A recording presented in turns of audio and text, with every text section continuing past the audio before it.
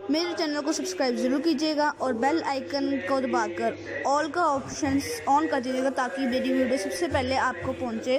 और like and share जरूर कीजिएगा। Thank you. सत्संग से सोधी आवे, नहीं जीव 84 में जावे। सत्संग से सोधी आवे, नहीं जीव 84 में जावे। अब मेटो द्वेष और राग, हो राग या उम्र बतेरी जाली। अब मेटो द्वेष और राग, हो राग या उम्र बतेरी जाली। अब क्या प्रसंग चल रहा है कि जैसे कई भक्तों को प्रेरणा दी जाती है कि भाई आप जोत बोलो हवन के लिए। देखो पुण्यात्मा, हमारे कई प्रकार के पाप हमने इकट्ठे कर रखे हैं। जैसे एक दास ने एक वाणी बोली थी भगवान की कि मानत ना मन मोरा साधो, मानत ना मन मोरा रे। और बार बार मैं ये समझाऊं जग में जीवन थोड़ा रे। फिर क्या बताते हैं कि शरण पड़े को गुरु संभाले, जान का बालक भोरा रे। और कह कबीर तुम चरण चित राखो, जो सुई में डोरा रे। जैसे कोई बालक छोटा सा होता है, 5-4 महीने का, 7-8 महीने का, 9 महीने का बच्चा, वो पालने में सुला रखा होता, माता काम लग जाती है अपने घर के काम में। थोड़ी सी देर में वो रोने लगता है तो देख उसको पता लग जाता है माता को, या तो ये भूखा हो गया या इसने टट्टी पेशाब कर लिया। तो जाकर देखती है तो टट्टी पेशाब करके और सारे कपड़ों को भी खराब कर रखा है, अपने पैर पूर भी खराब कर रखे हैं, हाथ हूथ भी लगा रखा है, टट्टी लगी उसके हाथों के। तो उस माता को वो बच्चा बुरा नहीं लगता। वो उसको उठाती है और नवाती है, खूब साफ करती है, उसके कपड़े धोती है, नए कपड़े पहनाती है, फिर लाड करती है, सीने से लगाती है। उसको मालूम है कि बालक है, इसको पता नहीं, इस अनजान है ये ऐसे सारा जो ना टट्टी में सना पड़ा है, तो उसको बुरा नहीं लगता। माता को पता है, इसे पता नहीं। तो इसी प्रकार आप जब यहाँ आए हो, इस कलयुग में पहुंच चुके हो, आप इतने पाप कर्मों से सन गए हो और आपको पता नहीं कितने पाप कर लिए। जैसे उस बालक ने कर लिए, उसको पता ही नहीं तू ये क्या कर रहा है। तो ऐसे अबोध जानता है भगवान आपको, ये सत्कर मान ले। फिर परमात्मा कहते हैं कि शरण पड़े को गुरु संभाले और जान का बालक भोला रे। और आपका क्या फर्ज बताया परमात्मा ने, आपका क्या करते हो बताया है कि कहे कबीर तुम चरण चित राखो, जो सुई में डोरा रे।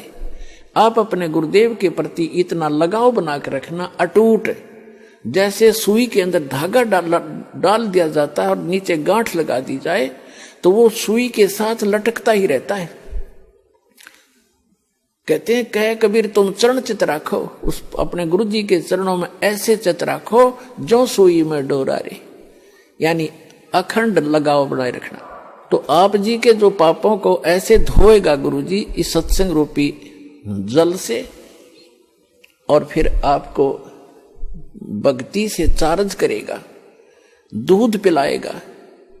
अपने आत्माओं आपको कंपलसरी कर रखा है कि 4 महीने के अंदर आपने आना ही पड़ेगा जो भारतवर्ष में रह रहा है।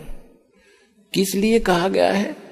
ये बच्चे हैं, आप अपने बच्चों को एक रोजी रोटी के लिए पढ़ाते हो कि मेरा बेटा या बेटी पढ़ के कोई शिक्षा ग्रहण करके ये कोई ऊंच पोस्ट प्राप्त कर ले या अपना धंधा ठीक कर लेगा। उसको 16 वर्ष का समय, 15 वर्ष, 20-20 वर्ष का समय दे देते हो, बेटा और ट्रेनिंग कर ले, फलाना कर ले, बढ़िया रोजगार हो जाएगा। और आत्म कल्याण के लिए आपके पास क्या 365 में तो 30 दिन भी नहीं मिलते, तो फिर कैसी भक्ति करोगे? किसा तुम फिर ड्रामा, फिर तो ड्रामेबाजी है। तो कहने का भाव ये है कि आप जी को इसलिए बुलाया जाता है कि यहां आने से आपको घना पुण्य मिलेगा। आपकी आत्मा को ऐसे परिपूर्ण कर दिया जाता है जैसे बच्चा छोटा सा गली में खेल रहा होता है। माता को पता है कि खेल में व्यस्त है, और समय पर आहार इसको नहीं कराऊंगी तो ये दुर्बल हो जाएगा, बीमार भी हो सकता, रोगी भी हो सकता है। वो खेल रहा होता है अपने बच्चों में, भाई बहनों में बाहर, और व्यस्त होता है, माता उसको उठा के लाती है कि चल दूध पी ले। वो रोता भी है, वह घसीट कर लाती है कि ना चलना पड़ेगा चल, उसको दूध पिला देती है, फिर छोड़ देती है। वो तो दूध पीता पीता भी न समझा कि छोड़ दे माँ, भाग लू मैं। माँ को पता है कि इसमें मैंने पाइया दूध डाल दिया, इब कितना खेल रही हो, शाम न फिर डाल दूंगी। तो पुण्यात्माओं, ये दास चाहता है कि आपको यहाँ दूध के गिलास पिला दूं और फिर तुम खेल आइयो संसार में और फिर आ जाना।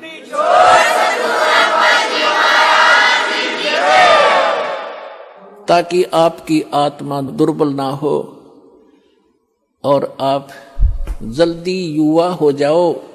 जैसे माता पिता देखना चाहता है मेरे बेटा बेटी जल्दी युवा हो जाए, स्वस्थ रहें।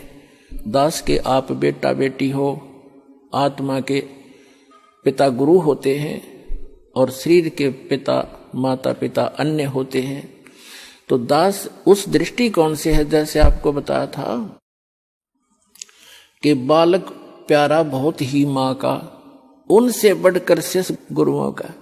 तो आप जी गुरु जी को जो बच्चे होते हैं, शिष्य होते हैं, वो माँ से भी कई गुना 100 गुना अधिक प्यारे होते हैं।